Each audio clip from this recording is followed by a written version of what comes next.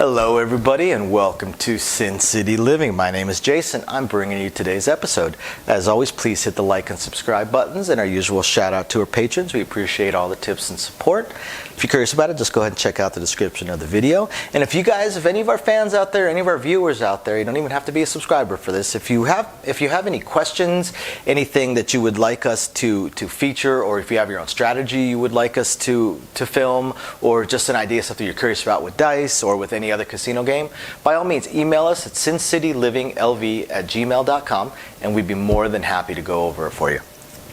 So for today, I'm going to go over a really oddball strategy. This is a strange one. I really am not going to say whether this is good or it's bad. It's just extremely different. And we always say pick a side and stick with it, and you can't hit a moving target. And this is the exact opposite of that. It's definitely not picking a side, and it most definitely is a moving target. Now, this kind of strategy is going to require a decent sized bankroll. If you're playing on a $10 table, you're probably looking at wanting to buy in for $400 to $500 on a strategy like this, because you need to do odds. You really want to do odds. You don't have to, but if you don't do odds, you're absolutely grinding this out. But you certainly could do it with flat bets if you want to. And now, how does it work? Well, the way it works is you're literally just skipping back and forth. So you can start out with a pass line bet. You can start out with a $10 pass line bet. The dice roll, doesn't much matter what the point may be. Let's say the point lands on an 8. Okay.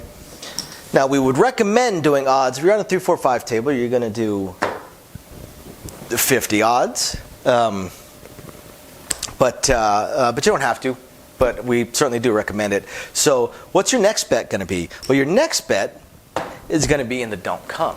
You're going to bet a $10 don't come. And as the number rolls, let's say the 9, and you come back there, now you're going to lay it. So in this case, you would be laying $60. If you were on a 3, 4, 5 table and you're doing a max odds, the max lay would be $60. If you're on a 3, 4, 5 table, by the way, the maximum lay is always 6 times your flat bet. Whatever your flat bet may be, 6 times. Doesn't matter what the number is, your max lay is always going to be 6 times. If you're on a 10 times table or 20 times, it's going to change, of course, but 3, 4, 5, it's very, very simple.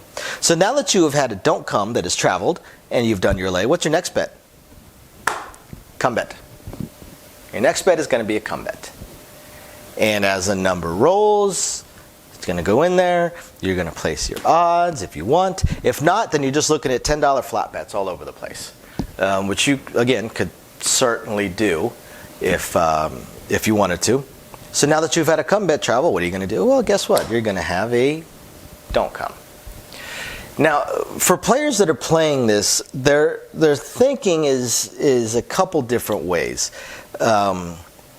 One, they think they're behind their lay, their don't come plus the lay, is hedging the rest of their bets. They are also looking at the same thing out of their come bet when they have a come bet. Because if a 7 were to roll, not only when they win their lay, they would also win right there. It pays even money, but they would win. Of course, they're going to lose the rest of this. But that's part of their thinking with a strategy like this, is they're hedged here, they're hedged here. Some people will only do this with one don't come, or 2 don't comes. Some people will only do basically like a 4-point molly, a 2-point don't come molly and a 2-point come bet molly. They'll only go behind 2 numbers and they'll only go into 2 numbers. The other thing that people are thinking when they play a strategy like this is they're thinking that the majority of the time, numbers aren't going to repeat all that often. Obviously, with the come bets, they are desperately hoping for a repeater, but what they're really shooting for is they're shooting for trying to get behind a couple numbers and not having that number repeat before the 7 goes. Now, there's a few different twists that you could do with a strategy like this that would make it a little bit more, I won't say feasible, but a little bit more likely. Now, one of them is going to look really silly to the dealers, but it is certainly a viable option. And what that is doing both the come and a don't come. And I know we talk about how the do we don't is a bad idea, and it absolutely is a bad idea. But what this will give you is the ability to pick the numbers that you are most comfortable with. Let's say you want to have come bets within the 6 and 8, or even within the inside numbers, but you want to have lays on the 4 and 10. Of course, you could do a direct lay if you wanted to, but you could also have these travel. Because for instance, if a 6 rolls, these travel, and you can say, you know what, I want to do odds on that, take my don't down. We will take it down, put it back, or we will just straight no action it before we even travel to the 6. Now you're able to do your odds on the 6, and you don't have a competing bet behind it. Unfortunately, you can't pull a come bet down. So if things were to transfer to, say, the 10, and you go, well, I don't have a whole lot of faith in the 10, so what I want to do is I want to lay the 10 for $60, and I'm not going to do odds on the place bet, or the come bet. That's, again, nothing wrong with that. Unfortunately, you're kind of wiping out your flat bet on your don't come. So the only profit you're looking to get paid on is going to be your lay, which is getting paid true odds. So over the length of time, that ends up being an even money bet over time. You're going to win it and lose it at a ratio.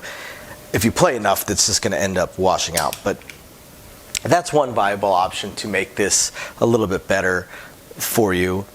Another thing, and this is one of those things that absolutely kills me with people that play come bets, is people have this idea that a come bet is some fantastic hedge against a 7. People put a come bet out, they're like, oh, I knew a 7 was going to come after the 7 rolls, and they get paid their $10, making it seem like they had some brilliant play in order to make $10 worth of profit, when in reality, if you knew a 7 was coming, you would be hopping the 7s. For you, if you put that $10 over there, you make $40. Versus if you put it over here, you're going to make $10. So this is not some fantastic, amazing hedge against a 7 out to protect your other bets. That's just silly and nonsensical. It is, of course, nice that you're getting a little bit back from a 7 out, but you're on the do side. You're playing on the do side, so it's silly to think you have any kind of hedge off this. Your whole point here is for numbers to roll and for repeaters to roll.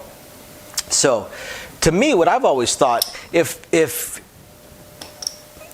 you want to let the dice pick what number that you're betting on, which I think is silly, I think we've mentioned this before. As a dealer, I prefer place bets because, one, I get to pick my numbers instead of letting the dice pick it, and two, I don't have to have the number roll twice in order to get paid. When you have a come bet, you have to have your number roll twice in order to get paid. Right? So you're already at roll number 2, roll number 3 of the roll, because the first roll would have set your point. So in order to get paid, you already have to hit the 50% mark on the likelihood of a 7 coming. And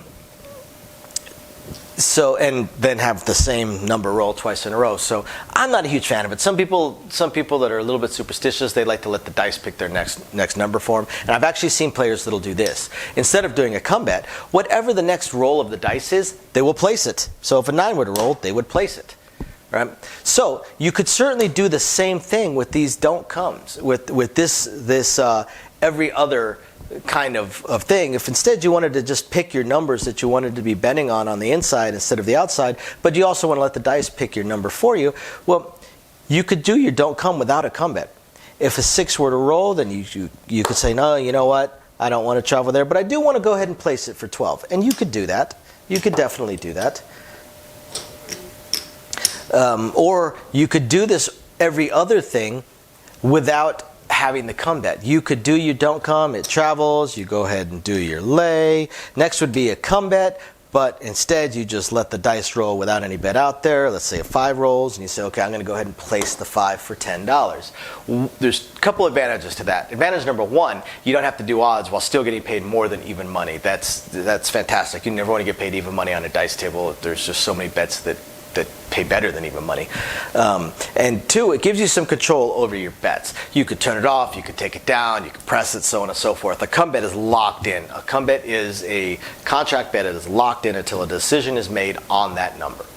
So if you wanted to do the every other thing, you could do your don'ts, then you could do place bets instead of your come bets. That's always an option. Definitely something that you can look at as a potential for it.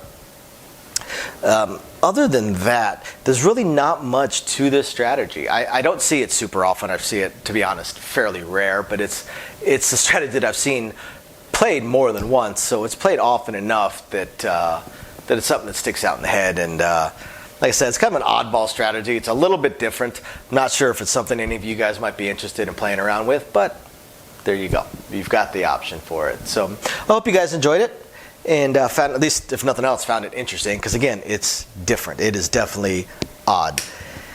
And otherwise, please hit the like and subscribe buttons, and we will catch you guys next time. Thank you for watching. Bye now.